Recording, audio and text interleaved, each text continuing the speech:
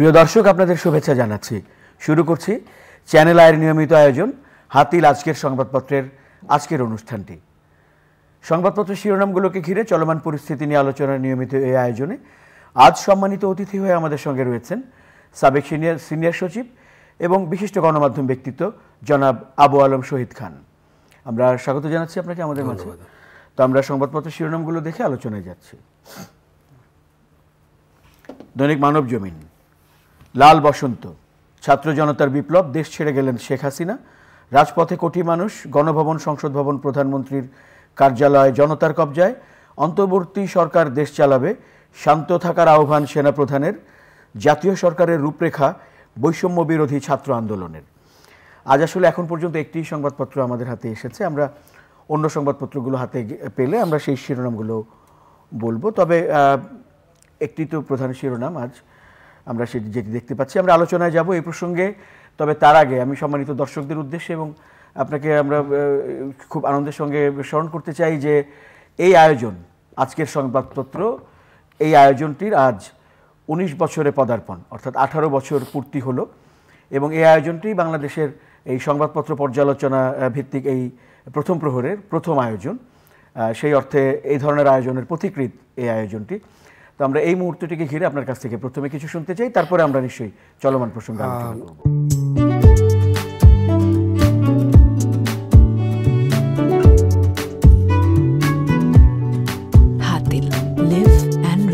অভিনন্দন আপনাদেরকে, কেননা একটা প্রথম দিকে এটা শুরু হয়েছিল এবং এটা খুব একটা পপুলার আয়োজন।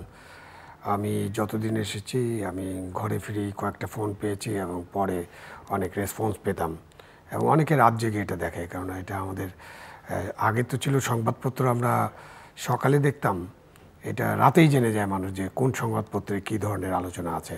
এবং অনেক রাজনৈতিক আলোচনা করা হয়েছে। এই আলোচনাগুলো অনেক মিনিংফুল আলোচনা ছিল। এখন অনেকে শুনেছেন, অনেকে শোনেন নাই, এবং যাদের শোনার প্রয়োজন ছিল তারা হয়তো ঠিকমতো শোনেননি, যার কারণে আজকে আমরা একটা সময় এসে লাল বসন্ত দেখছি আর কি। এইটা যদি বলেন যে আমরা যদি আলোচনায় যাই, লাল বসন্ত বা যেটাই হোক, আমরা এটা নিয়ে আলোচনায় যাব। তবে তার আগে আমরা একটু মনে করতে চাই যে চ্যানেলের সম্মানিত ব্যবস্থাপনা পরিচালক জনাব ফরিদুর রেজা সাগর এবং চ্যানেলের পরিচালক এবং বার্তা প্রধান জনাব শাইখ সিরাজ এই আয়োজনটির, আজকের সংবাদপত্র আয়োজনটির মূল পরিকল্পনাকারী, এবং নিশ্চয়ই তাদের সঙ্গে আছেন এই আয়োজনের যিনি নিয়মিত সঞ্চালক বিশিষ্ট সাংবাদিক জনাব মতিউর রহমান চৌধুরী। আমরা তাদেরকে ধন্যবাদ জানাতে চাই। কৃতজ্ঞতা এবং ধন্যবাদ তাদেরকে যে এরকম একটা সুন্দর অনুষ্ঠান করার জন্য, যেটা অনেক মানুষকে অনেক কিছু তথ্য দেয় এবং আলোচনাটা শুনে অনেক মানুষ। এখন যদি আমরা আজকের আলোচনা আসি, যে লাল বসন্ত বলি, যাই বলি এটাকে, তো এটা হচ্ছে স্ফুলিঙ্গ থেকে যে দাবানল হয়, এটা একটা তার প্রকৃষ্ট উদাহরণ, একেবারে জালজ্জান্ত উদাহরণ। কেন একদম খুব ছোট্ট একটা শান্তিপূর্ণ একটা আন্দোলন শুরু হয়েছিল ছাত্রদের, এবং ওটা ছিল কোটা সংস্কারের আন্দোলন, যেটাকে পরে তারা বৈষম্য বিরোধী ছাত্র আন্দোলন বলছে। এবং সেখানে আমরা অনেকবার এটা নিয়ে আলোচনা করছি গত 2 মাসে, কি হচ্ছে, কেন আলোচনা হচ্ছে না, তাদের সাথে কিভাবে আলোচনা করা যায়, কিভাবে এই সমস্যার সমাধান করা যায়। কিন্তু তখন অনেকেই শুনতে চাননি, কিছুই শুনতে চাননি। না আমাদের আদালত শুনেছে, না আমাদের পুলিশ বাহিনী শুনেছে, না আমাদের প্রশাসন শুনেছে, না রাজনীতিবিদরা শুনেছেন। এবং না শোনার কারণে তিলে তিলে বেড়েছে এটা। এবং তারপরে তো আপনার 6 জন মানুষ মারা গেল সেদিন থেকে এই আন্দোলন তো অন্য টার্ন নিয়ে নিল। এবং এরপরে তো আপনার 200-র বেশি মানুষ মারা গেছে, গতকালকে তো 100-র বেশি, সো প্রায় 300 বেশি, এরকম আরও বেশি মানুষ হতে পারে। এবং তারপরে আজকে এই আন্দোলনের যে অবস্থা, সেই অবস্থায় দেশের প্রধানমন্ত্রী যিনি ছিলেন, তিনি দুপুর 2:30টায় দেশ ছেড়ে চলে গিয়েছেন। এবং তারপরে আমরা জনতাকে দেখলাম, লক্ষ লক্ষ জনতা ঢাকার রাজপথ এবং সারা দেশের বিভিন্ন শহর তাদের মোটামুটি কর্তৃত্বে চলে গিয়েছিল। এবং আজকে কিন্তু কারফিউ ছিল। তো এটা গতকালকেও কারফিউ ছিল, কারফিউর মধ্যে অনেক ঘটনা ঘটেছে, আজকেও কারফিউ ছিল। এবং কারফিউ তো জনগণ যখন মানতে চায় না, তখন যে মানে না, এটাও তো প্রমাণ হলো। তো এখন এটা বুঝতে হবে যে আপনি দমন পীড়ন দিয়ে আসলে কোনো আন্দোলনকে শেষ পর্যন্ত নস্যাৎ করতে পারবে না। হয়। আমি এই গত 15 বছরে অনেক আন্দোলন হয়েছে বা অনেক কিছু হয়েছে, আমরা অনেক টিটকারিও দেখেছি মানুষকে বলতে। কোনো নেতারা বলেছেন কিসের আন্দোলন, তারা ঘুমায় আছে, অমুক তমুক, তাদের এই শক্তি নাই, সাহস নেই। তো এইসব বলে টিটকারি দেওয়া এবং নিজেদের যে আত্মম্বরিতা, এত গর্ব এবং নিজেদের ইগো, এই সব করে যে শেষ পর্যন্ত পার পাওয়া যায় না, এই আন্দোলনের মধ্য দিয়ে সেটা প্রমাণ হয়েছে। তো এখানে ছাত্র যারা ছিলেন, সমন্বয়ক, ছাত্র জনতা, তাদেরকে আমাদের একটা অভিনন্দন জানাতে হবে যে আপনারা যে আন্দোলনের সূচনা করেছিলেন, এবং মূলত আন্দোলনটা এক পর্যায়ে গণতন্ত্র, মানবাধিকার, নির্বাচন এই সব দিকে চলে গিয়েছিল, এবং ছাত্রদের দাবি তো কোর্টের মাধ্যমে পূরণ হয়ে গেছিল। তারপরে এই যে হত্যার বিচার, অনেক কিছু, ক্ষোভ, দুঃখ, বেদনা মিলে এই আন্দোলন একটা কালমিনেশনে গিয়েছে, এবং আপনাদেরকে ধন্যবাদ যে আমরা একটা কালমিনেশনে গিয়েছি। এবং এখন তো একটা তত্ত্বাবধায়ক বা অন্তর্বর্তীকালীন সরকারের ফর্মুলা নিয়ে আলাপ আলোচনা হচ্ছে। সমন্বয়করা জানিয়েছেন যে 24 ঘন্টার মধ্যে তারা একটা ফর্মুলা দেবেন, এবং অন্যান্য দলও বোধহয় আজকে রাষ্ট্রপতির সাথে যখন আলোচনা করতে গিয়েছিলেন তারাও একটা ফর্মুলা দেবেন বলেছেন। রাষ্ট্রপতির ভাষণ শুনলাম। এইটার একটা খুব দ্রুত একটা মীমাংসা হওয়া দরকার। মানে যত দ্রুত সম্ভব তত তাড়াতাড়ি যদি আমরা একটা সরকার গঠন করতে পারি, অন্তর্বর্তীকালীন সরকার, এবং যে বিষয়গুলো নিয়ে আলোচনা হয়েছে, অতীতে অনেক আলোচনা হয়েছে, আমাদের সংবিধান, আমাদের সাংবিধানিক প্রতিষ্ঠানগুলো, আমাদের প্রতিষ্ঠান, অন্যান্য প্রতিষ্ঠান, আমাদের বিচার বিভাগ, আমাদের প্রশাসন, আমাদের পুলিশ প্রশাসন, অনেক বিষয় নিয়ে আলোচনা হয়েছে, এবং অনেক বিষয় নিয়ে মানুষের কিন্তু অনেক ক্ষোভ, বেদনা, দুঃখ আছে। তো এগুলো আমাদেরকে এখন উপলব্ধি করতে হবে, উপলব্ধি করে এটা ঠিক করতে হবে। এবং বারবার যেটা সমন্বয়করা বলছেন যে আর যেন কোনো স্বৈরাচার জন্ম নিতে না পারে। তো আমাদের সংবিধানের মধ্যে তো স্বৈরাচার জন্ম নেওয়ার একটা উপকরণ আছে বলে অনেকে মনে করেন, কেন এটা একটা ব্যালেন্স সিস্টেম না। এখানে যিনি রাষ্ট্রপতি থাকেন তার সাথে প্রধানমন্ত্রীর যে ক্ষমতা, তার কোনো ব্যালেন্স নেই। এবং একটা আলাপ হচ্ছিল বেশ কিছুদিন আগে, কারা কারা যেন বলছিলেন, এবং একটি দল থেকেও বলা হয়েছিল যে প্রধানমন্ত্রী 2 বারের বেশি কেউ হতে পারবেন না, দলের সভাপতি 2 বারের বেশি কেউ হতে পারবেন না। তো সেই সব আলোচনা, দেশ থেকে মুদ্রা পাচার, দুর্নীতি, দ্রব্যমূল্য একটা বড় চ্যালেঞ্জ। যে সরকারই এখন দায়িত্ব নেবে তাদেরকে দ্রব্যমূল্য মোকাবেলা করতে হবে, মুদ্রাস্ফীতি মোকাবেলা করতে হবে, এবং এই যে সিন্ডিকেটের কথা আমরা বারবার বলি, সেটা মোকাবেলা করতে হবে।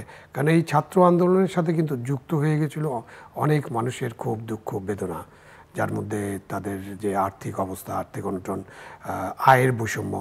আমরা যে মুক্তিযুদ্ধ করেছিলাম সেটার তো কতগুলো জাস্ট লক্ষ্য ছিল, সামাজিক ন্যায় বিচার প্রতিষ্ঠা করা, মানবাধিকার প্রতিষ্ঠা, গণতন্ত্র প্রতিষ্ঠা করা।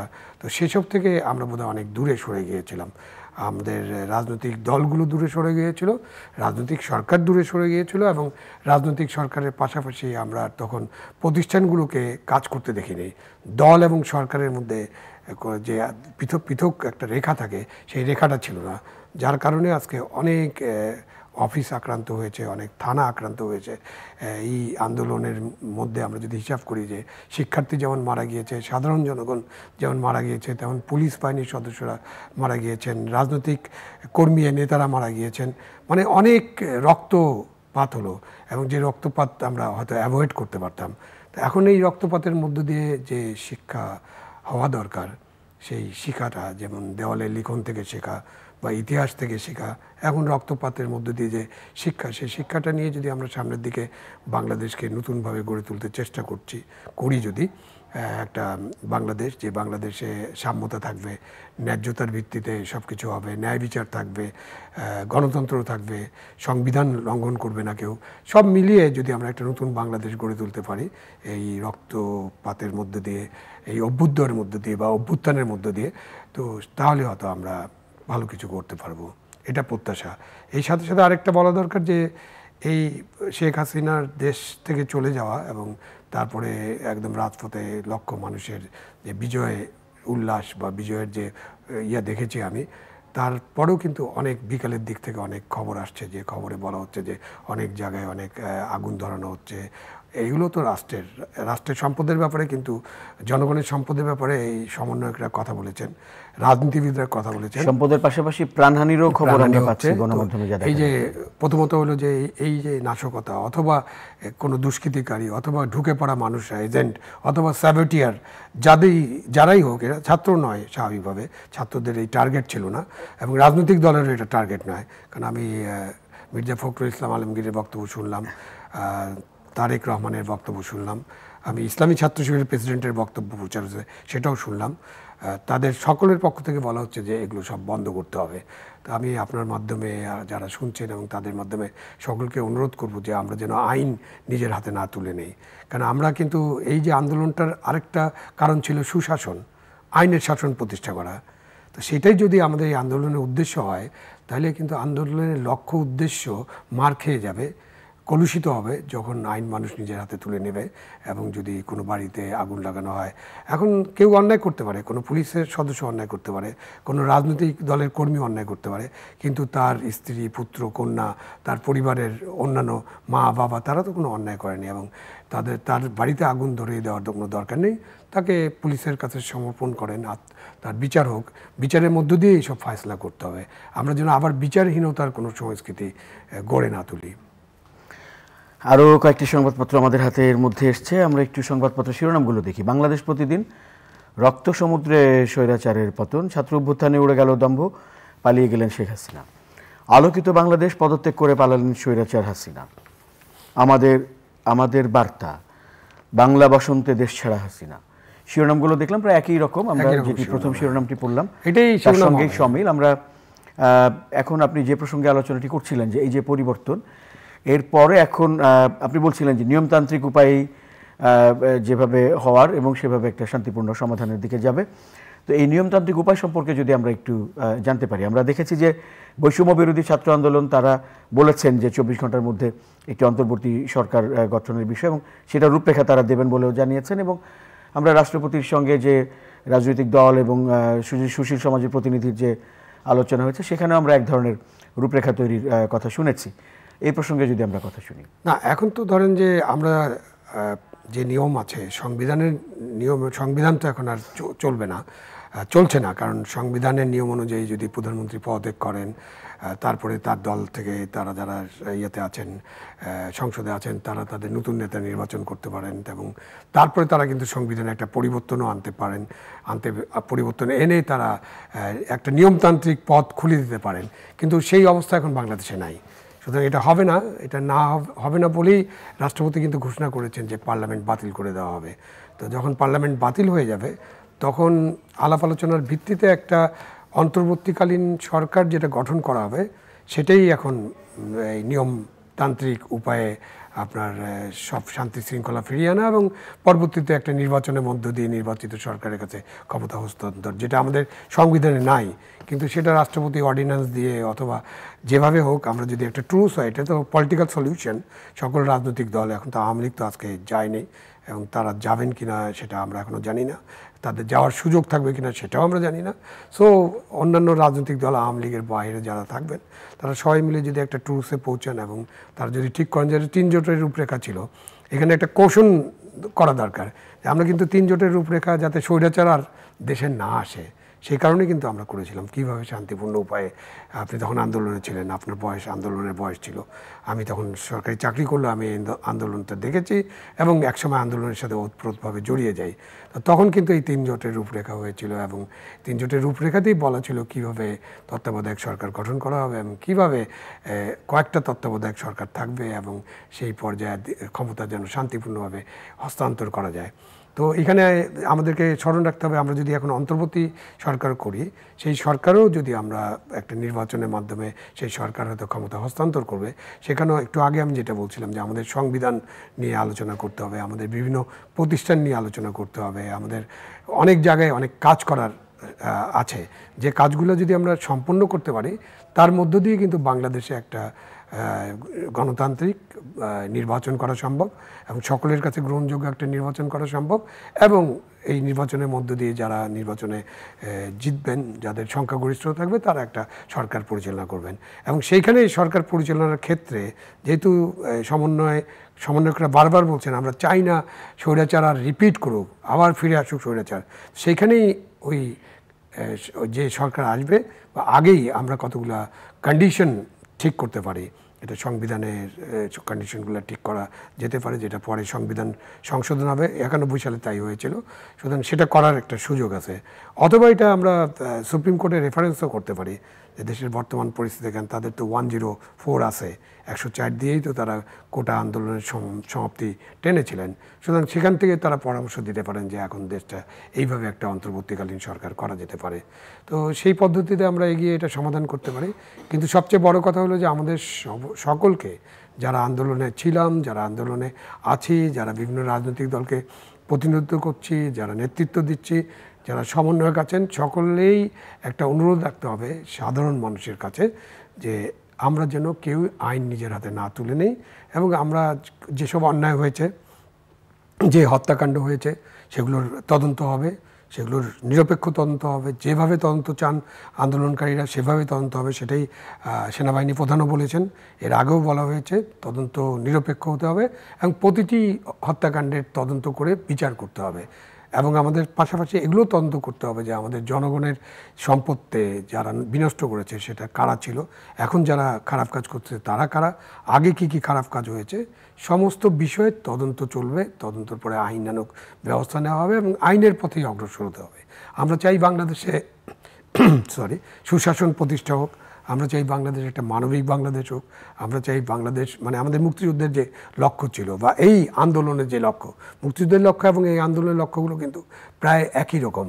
আমরা চাই বাংলাদেশের যে বৈষম্য আয়ের সৃষ্টি হচ্ছে সেটা কমে আসুক। আমরা চাই বাংলাদেশ থেকে কোনো মানুষ যেন লুট করতে না পারে, কোনো প্রতিষ্ঠান ব্যাংক লুট করতে পারবে না, টাকা পাচার করতে পারবে না এবং এমন কিছু করতে পারবে না যেটা বাংলাদেশকে ক্ষতিগ্রস্ত করবে। আমরা চাই মেধাবী মানুষরা তাদের অবদান রাখুক এবং আমরা চাই বাংলাদেশের 18 কোটি মানুষ সুফলটা ভোগ করুক, সবাই মিলে সুফলটা ভোগ করুক।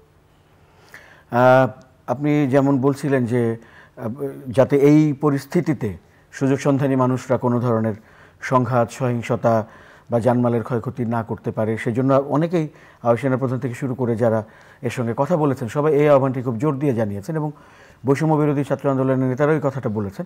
কিন্তু আমরা গণমাধ্যমে যেমন দেখতে পাচ্ছি যে বিভিন্ন জায়গা থেকে এ ধরনের খবর আসছে যে এরকম সংঘাত বা হামলা এই জাতীয় বিষয়গুলো ঘটে চলেছে। আমার মনে হয় এখানে আমি রাষ্ট্রপতির ভাষণ যেটা শুনছিলাম, তিনি কিন্তু পরিষ্কার বলছেন যে আমি সেনাবাহিনীকে এই নির্দেশ দিচ্ছি এই ধরনের যে কর্মকাণ্ড হচ্ছে সেগুলোকে বন্ধ করার জন্য। তো আমাদের যত সেনাবাহিনী মাঠে ছিল সেনা সদস্য, সেটা তো in aid of civil administration ছিল, তো সুতরাং ওইটা কম ছিল। আমার মনে হয় এখন দেশে আরও মানে সেনাবাহিনীর দেশপ্রেমিক সেনাবাহিনীর সদস্যদের মোতায়েন করার দরকার আছে এবং এই ব্যাপারে খুবই কঠোর পদক্ষেপ নেওয়ার দরকার আছে। যেখানেই এই ধরনের ঘটনা ঘটবে সেখানে সেনাবাহিনী এখন তার উপরে জনগণের যেহেতু আস্থা আছে এবং জনগণ তাদেরকে বিশ্বাস করে, কেন আজকে মিছিলে আমি স্লোগান শুনেছিলাম, এই মুহূর্তে দরকার সেনাবাহিনীর সরকার। তো এরকম অনেক স্লোগান কিন্তু ধ্বনিত হয়েছে। সো সেনাবাহিনীর প্রতি একটা আস্থা আছে এবং এই আস্থার কারণে, বিশ্বাসের কারণে তারা কিন্তু এইটা কন্ট্রোল নিয়ন্ত্রণ করতে পারেন।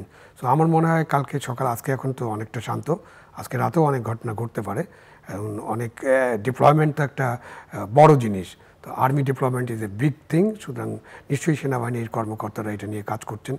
তারা কালকের মধ্যেই নিশ্চয়ই আরও সেনা সদস্য মোতায়েন করতে পারবেন, তাদের অফিসারদের মোতায়েন করতে পারবেন এবং এটা মোতায়েন করে দেশের শান্তি শৃঙ্খলা ফিরিয়ে আনবেন এবং এটা তাদেরকে করতেই হবে। এই দায়িত্ব তারা নিয়েছেন।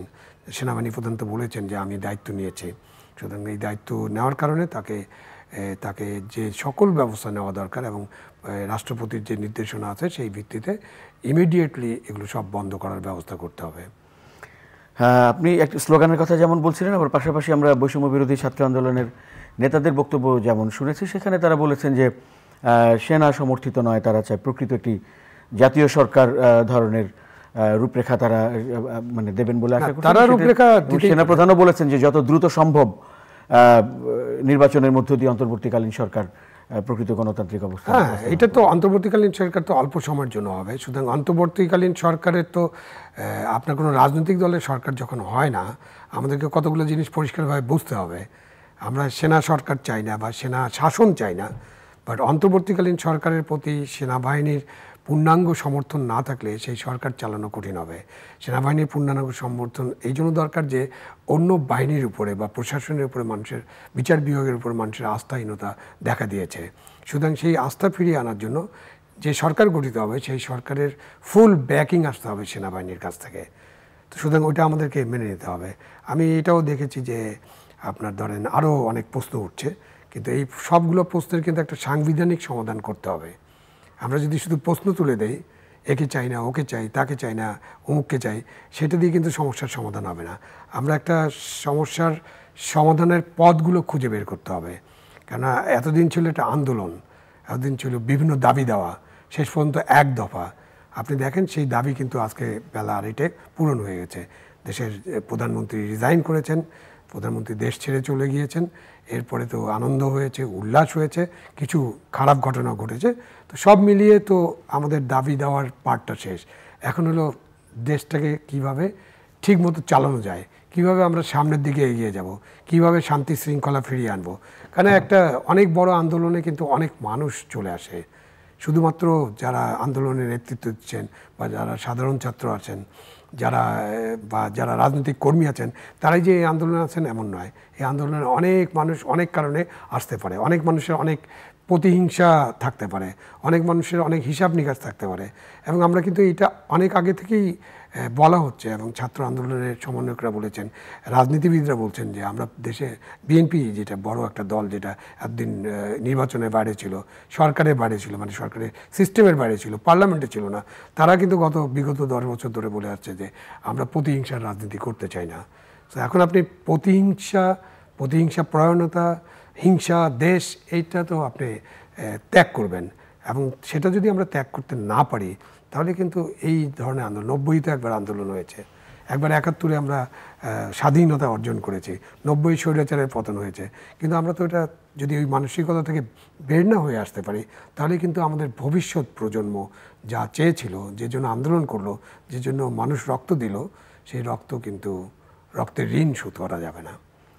অনেক অনেক ধন্যবাদ জনাব আবু আলম শহীদ খান আজকে আমাদেরকে সময় দেওয়ার জন্য। প্রিয় দর্শক, আপনাদেরও ধন্যবাদ সঙ্গে থাকার জন্য। চ্যানেল আয়ের আয়োজন হাতিল আজকের সংবাদপত্রের আজকের আয়োজনটি এই পর্যন্তই। ভালো থাকবেন সবাই। শুভরাত্রি।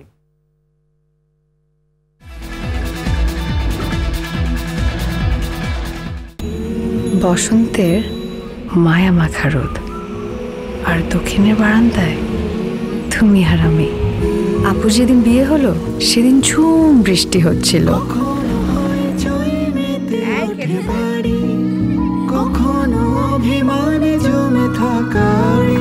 এইদিকে ভাইয়া ভাবির অভিমান তো শেষই হতো না।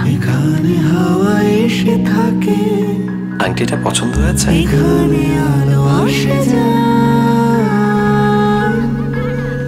প্রতিদিন এমন ছোট ছোট মুহূর্তগুলো তৈরি করে জীবনের গল্প। Hatil, live and relieve.